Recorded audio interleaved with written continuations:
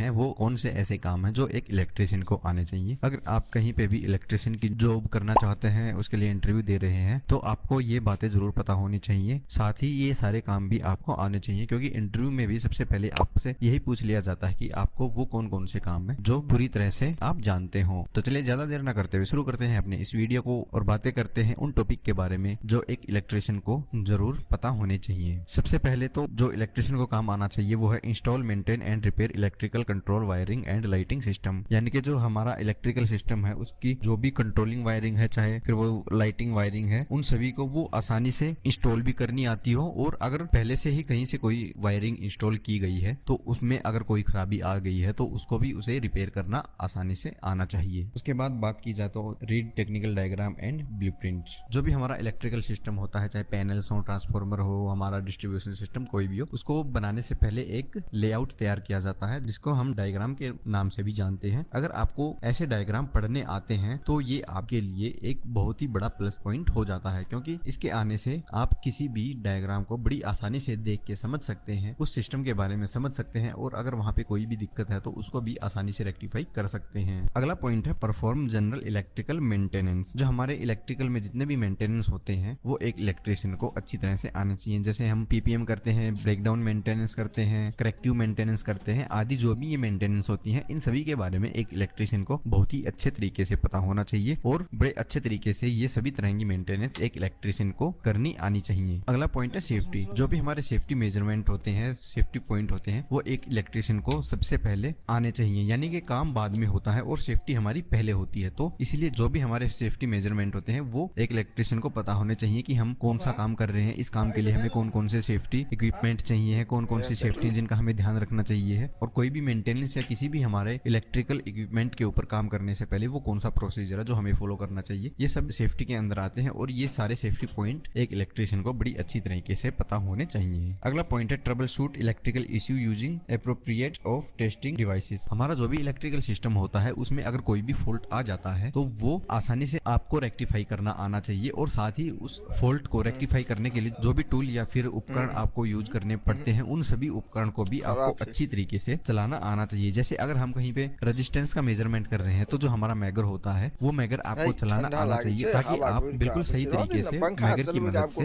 Resistance को major कर सकें। ये मैगर वाला हमने जस्ट यहाँ पे एक उदाहरण दिया है, आपको जितने भी और बाकी के इक्विपमेंट या डिवाइस होते हैं उन सभी के साथ टेस्टिंग या फिर फॉल्ट रेक्टिफाई करना आना चाहिए। अगला पॉइंट है follow national electrical code, state and local building regulation. जब भी हम कहीं पे भी काम करते हैं हमें कुछ वहाँ पे रूल और रेगुलेशन फॉलो करने पड़ते हैं। उनमें से कुछ रूल जो हमारी कंपनी होती है वो अपनी तरफ से बनाती है, और कुछ रूल ऐसे होते हैं जो हमारे लोकल प्रशासन या फिर हमारी जो गवर्नमेंट है वो बनाती है। तो वो सारे रूल और रेगुलेशन भी हमें अच्छे से पता होने चाहिए। जैसे हम आपको वायरिंग का एग्जांपल देते हैं, जहाँ पे भी हम वायरिंग कर रहे हैं तो वहाँ पे हमें किस चीज के लिए कौन सी कलर का वायर यूज करना, फेस के लिए, न्यूट्रल के लिए, अर्थिंग के लिए कौन सा वायर यूज करना है, और दूसरे रूल्स एंड रेगुलेशन है जो हमें फॉलो करने हैं, ये सब भी एक इलेक्ट्रिशियन को अच्छी तरह से पता होना चाहिए। अगला पॉइंट है सर्किट ब्रेकर करेक्टिव मेंटेनेंस। जो हमारे सर्किट ब्रेकर होते हैं उनकी हमें करेक्टिव मेंटेनेंस अच्छे से आनी चाहिए। जहाँ पे भी हम काम कर रहे हैं वहाँ पे अगर हमें कोई सर्किट ब्रेकर दिखता है और हमें उसमें कोई भी कमी दिखती है तो हमें उसको आसानी से सुधारना आना चाहिए, ताकि आगे फ्यूचर में हमें किसी भी दिक्कत का सामना ना करना पड़े। अगला पॉइंट है good knowledge of heating and air conditioning system. अब कुछ ऐसे भी काम होते हैं जो